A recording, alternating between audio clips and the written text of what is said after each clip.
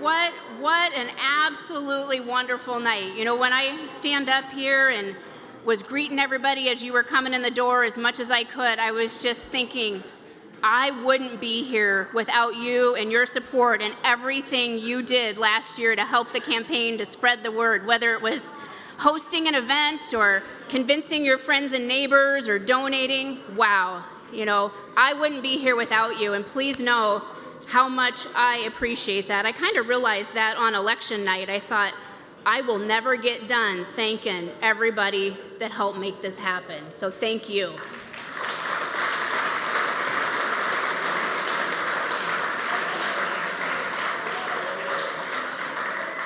And thank you, Beckett, for doing such a good job on the Pledge of Allegiance. He's got some energy to work off, so. This event is much bigger than we thought. It is just huge. I don't even think we could fit another person in here if we tried. Did you all like the fried chicken? Yeah. I want you to give a special thanks to Alan Staley at the back. Staley's Fried Chicken, it's the best.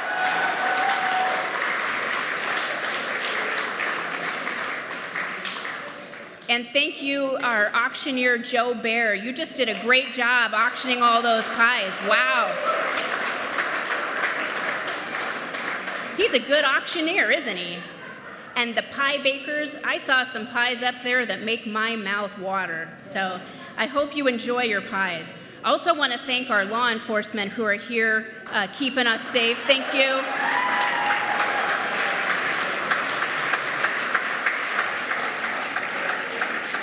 I sure hope you got to eat some fried chicken. If not, we owe you. So it's not fair to smell it and not eat it, right? So when I saw him earlier tonight, I said, don't forget to eat some of that fried chicken.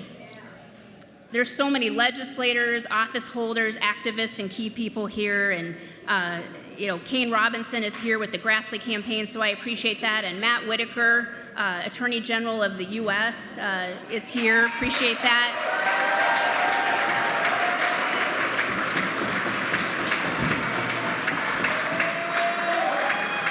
There you are, Matt. You switched sides on me. So Matt and I work together.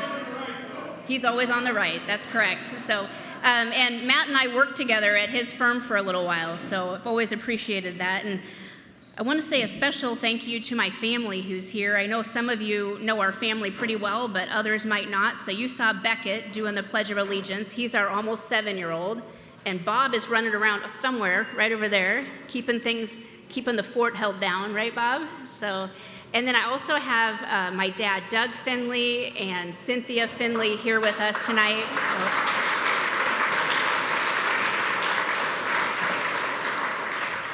And I have my sister, Sarah, who I think is corralling some of my nieces right now, and my brother, Troy, and Nicole,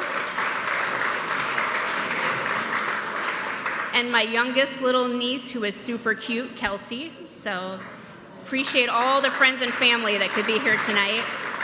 And then we also have Nicole's parents joining us too, so thanks so much for being here. I appreciate it, the Dillingers.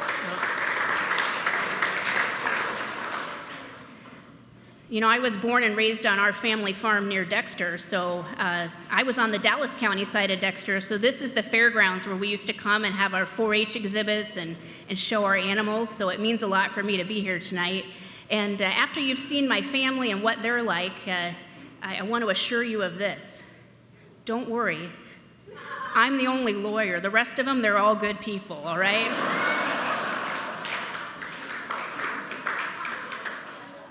But there's a family member that I want to talk a little bit extra about, just because for those of you that have gotten to know him a little bit, you'll know why he's special. And there's some people in here that have probably known me my whole life or close to it, so it'd be fair to say then when it was time to think about getting married, I was a little bit picky, okay? And I'm not sorry. I was a little bit picky, so I got married a little bit later than some folks do. But I was holding out for a good one. And it turns out I met him. Because Bob, yeah. Oh, it gets better. Yeah.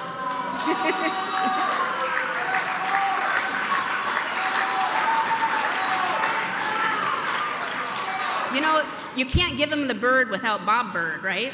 Okay.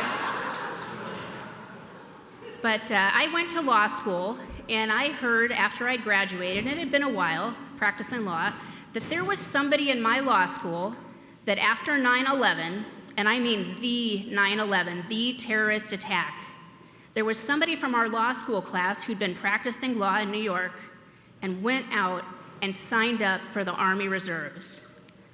And you know, that's not the usual thing that people do, right? When they're practicing law in New York, and I thought, I'd like to meet that guy someday, see what he's like. Well, I finally did get a chance to meet him. He served in Iraq, but I met him, and I got to talking to him, and I thought, I kind of like this guy. He seems like a good one.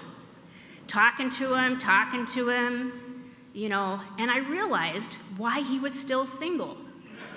He was not getting the clue, right? So finally I got your attention, Bob, right? And the rest is history, and he moved from New York to Iowa, and he absolutely loves it here, and I love Bob.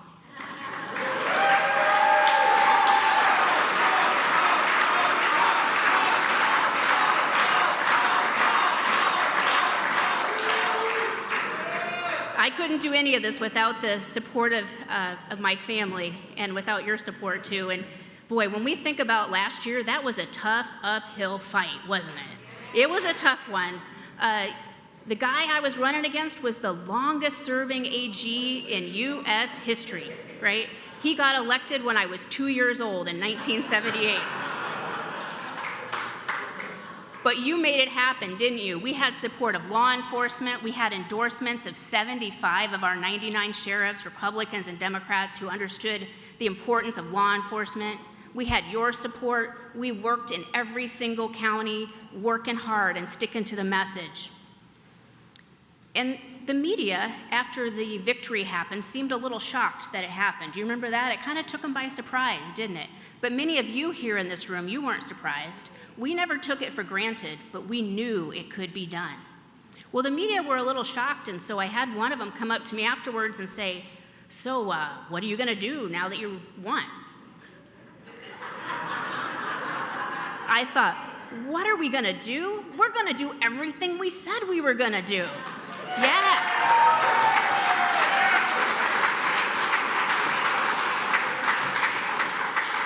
And that's just what we've been doing, backing the blue, supporting our law enforcement, prosecuting, holding criminals accountable. And let's just say this, taking the Biden administration to court when they violate our laws and our Constitution. Now, there have been some surprises after I got elected and got sworn in. You know, one of them was I came to the office and it turns out there was no desk there, right? No desk, but just this big outline of a giant desk that had been there before. So it took us a few weeks because I'll tell you what, getting a desk was not something at the top of my priority list, and I sure wasn't going to pay for one. I thought surely somewhere in government there's a desk that somebody's not using. And that turned out to be the case. After about a month or so, we got a desk.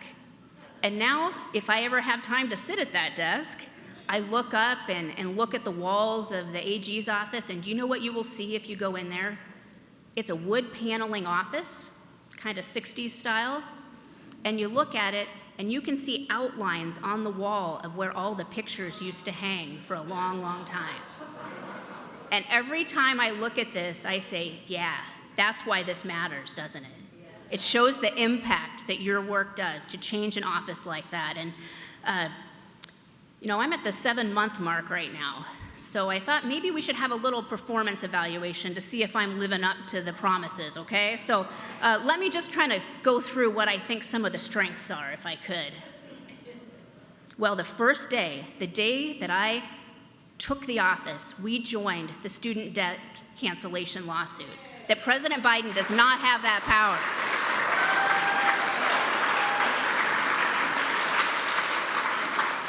You know, that was illegal, wasn't it?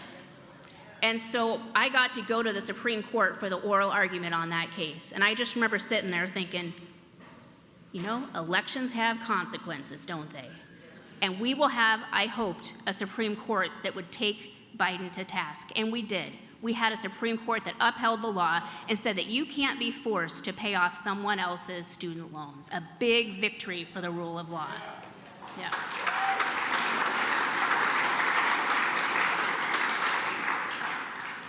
Now, how about Waters of the U.S.? We've heard of that one, haven't we? A huge bad overreach, and especially as somebody that comes from a farm near Dexter, I know how important agriculture is.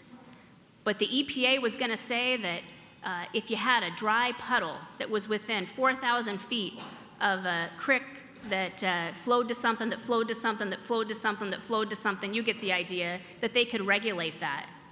Well, that's 97% of the ground in Iowa, that a farmer would have to go to an EPA bureaucrat just to farm their own ground. It's not hard to see how that's wrong and also illegal. And we have been able to stop the Waters of the U.S. regulation in federal court.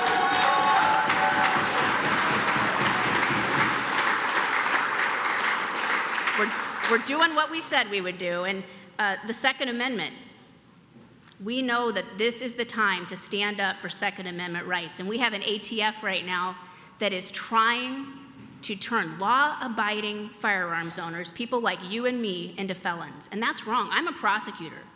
I know what bad guys with guns look like, right? I have prosecuted people for gun crimes. Those are the people that we should be going after. But the ATF instead is trying to make the rest of us into criminals and hurt our Second Amendment rights. So I have taken them to court to stop that in several lawsuits, including the pistol brace lawsuit and others.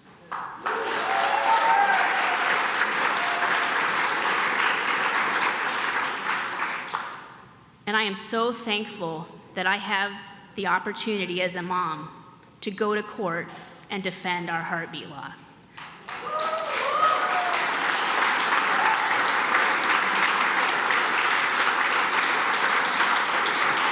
Thank you.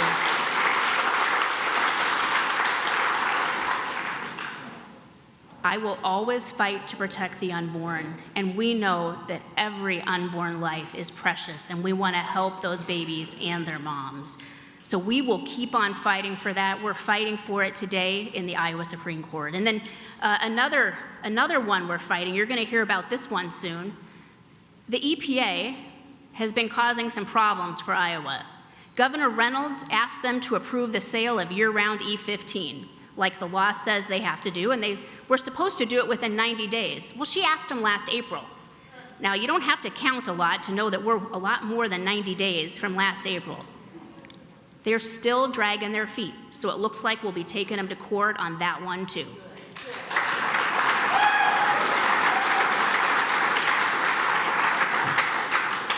You know, we're going to hold their feet to the fire also on the trucker ban. You may have heard this, but California, and just try to get your mind around this for a minute because it is ridiculous and a little nuts.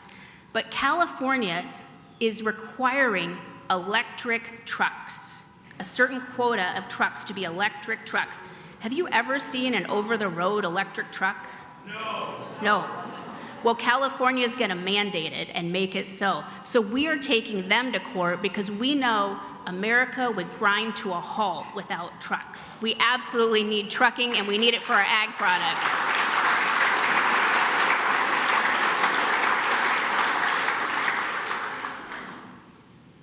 Now, the last one's a doozy, the border.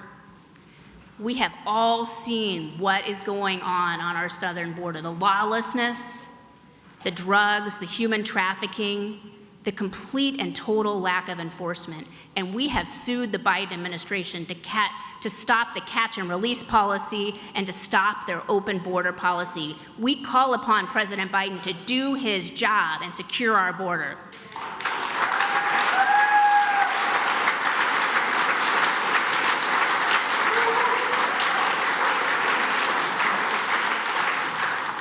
Well, that's the highlights of 7 months, okay?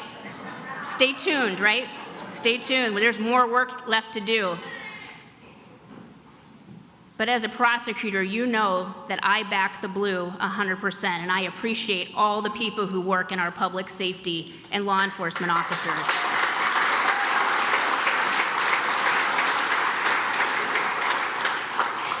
Appreciate our prosecutors, dispatchers, jailers, everybody who works in public safety, our firefighters, EMT, they all have such an important job to do.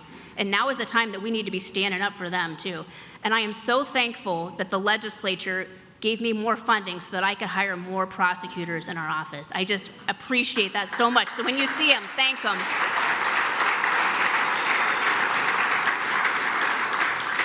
You know, thank them, because it is not easy to get additional funds out of the legislature, right? As it should be. It should be difficult. We should have to make our case. But they back the blue, and they understand the importance of enforcement, that we can be able to combat drugs, especially since we're seeing the ruralization of drug trafficking, right?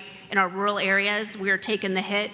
And this year also, we were able to pass the fentanyl bill.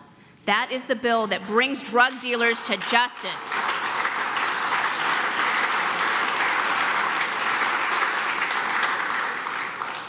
No parent should ever hear that their child has died of a drug overdose, right? But we need to hold those drug dealers accountable when they do that. And the Iowa legislature passed a bill that Governor Reynolds and I had worked on together to do just that, to hold them accountable and to send them to prison. And that's the right thing to do.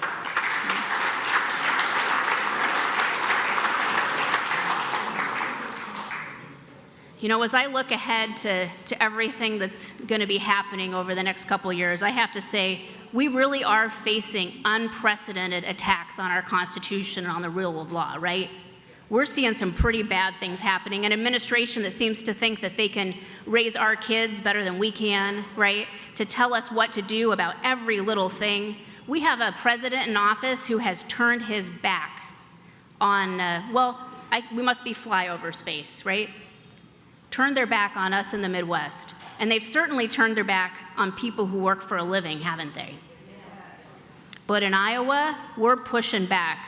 We're not going to take it anymore, and we're going to continue to deliver on all the promises that we made on the campaign trail, doing what we said we would do. You know, we've gotten a lot accomplished, but this is just the beginning.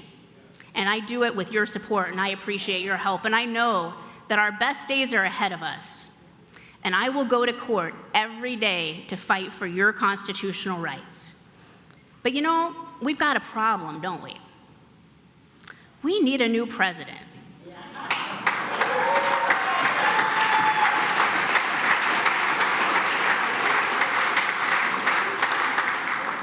You know, it turns out, this is Iowa, we have somebody here who's running for president. Yes. Governor Ron DeSantis. And so I just want to give him a bit of an introduction. And I'm I got to say this, so thankful and honored to have Governor DeSantis and Casey DeSantis here with us tonight. That is really special, and for the time that you've spent with us. And I'm glad that you're guarding my chicken too, Governor, because I'm not done with it yet. So, and he said that was some pretty good fried chicken. Yes. So, but Governor DeSantis, you know, you've got a huge crowd here, and we know that you are a governor and a person who's pro-family, pro-life, pro-freedom, a real champion for our conservative values and for our Constitution. And here in Iowa, we especially know what a difference it makes to have a really good governor, right? We have Governor Kim Reynolds, and we are proud of her.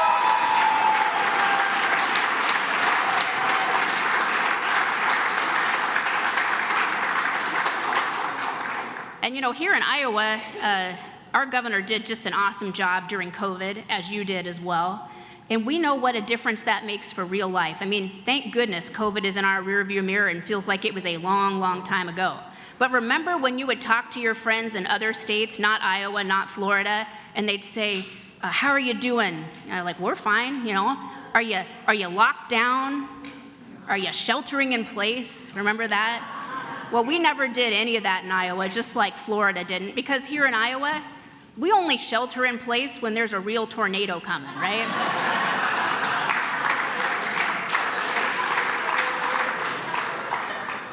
We like our leaders who lead with liberty and our Constitution in mind. And Iowans, well, you get to meet a lot of presidential candidates, don't you? In fact, I remember going to my first caucus when I was, I think, 12. But we want to get to know him as a person, too, don't we? So I thought I'd say a couple of those things about Governor DeSantis that I really admire about him. Governor DeSantis worked his way through school. We know that not everybody does that. That's the hard way. He grew up in a blue-collar family. He served our country in the Navy. We appreciate your service to our country, Governor.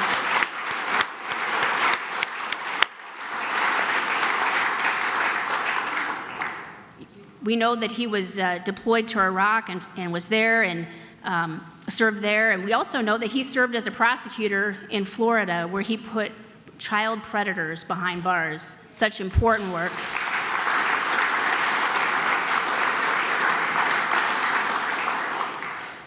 You know, he was elected to Congress back in 2012, and he ran on a platform of accountability. And he's done all of these things, all of these accomplishments as a dad to 3 kids, husband to Casey, who's accomplished in her own right as well. And as a family, they've dealt with some tough times, including Casey's cancer diagnosis. And I know we are all so glad that you are cancer-free, but that's not an easy thing to go through.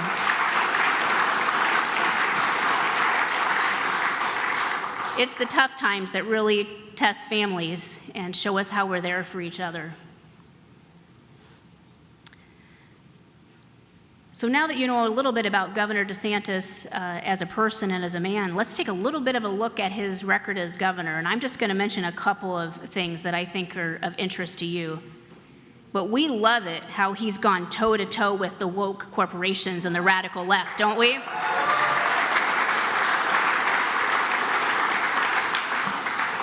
And how you have fought unwaveringly for parental rights, for parents to be in charge of their kids rather than government and experts.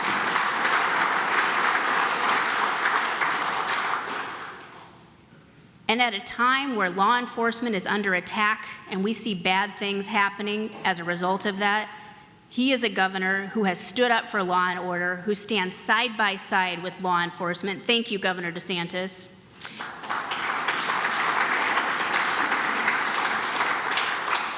And with his leadership, Florida became a blueprint for success for the rest of the country to follow, to take a look and to follow. So Governor DeSantis, I am so thankful that you are here, that you've lived that life of service, whether it was for your country or to your family, to when you served in Congress or for your state. And now as governor of Florida, now you're running for president of the United States to continue to fight for families and to make our country strong and proud again. I am glad to welcome Governor DeSantis and Casey to Iowa. Please give them a warm Iowa welcome.